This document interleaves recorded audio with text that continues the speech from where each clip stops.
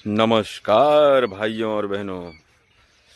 हम रोज देखते हैं कि आशा वर्कर और आंगनवाड़ी केंद्रों से हमारे बच्चों और गर्भवती माताओं को पैकेट वाला राशन दिया जाता है।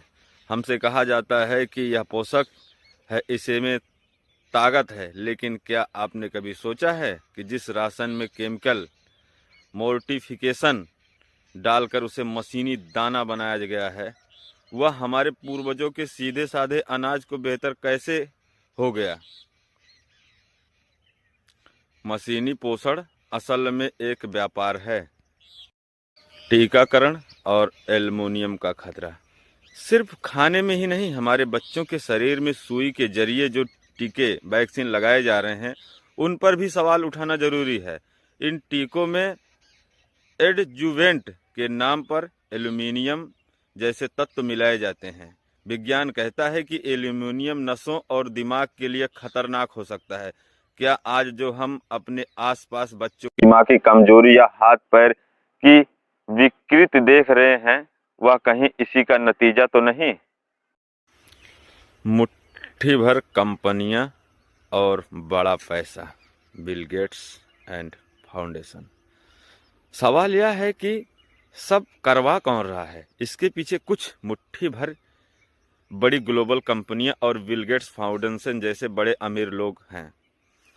ये लोग भलाई के नाम पर करोड़ों डॉलर का निवेश करते हैं, लेकिन असल में यह एक चक्र है। पहले ये कंपनियां टीके और मोडिफाइड राशन बेचकर मुनाफा कमाती हैं, और फिर पूरा तंत्र उन्हीं के इशारों पर चलने लगता है।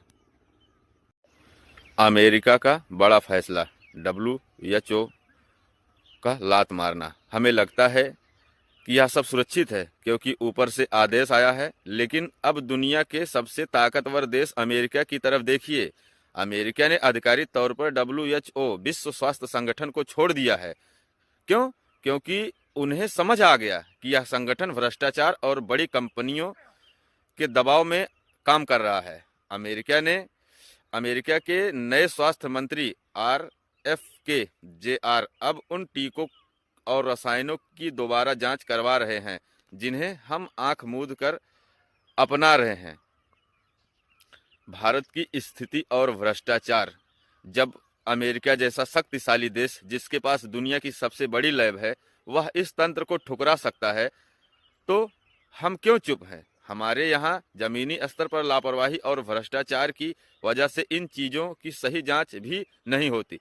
राशन की क्वालिटी को लेकर टीकों की सामग्री तक सब कुछ बस एक टारगेट पूरा करने जैसा हो गया है।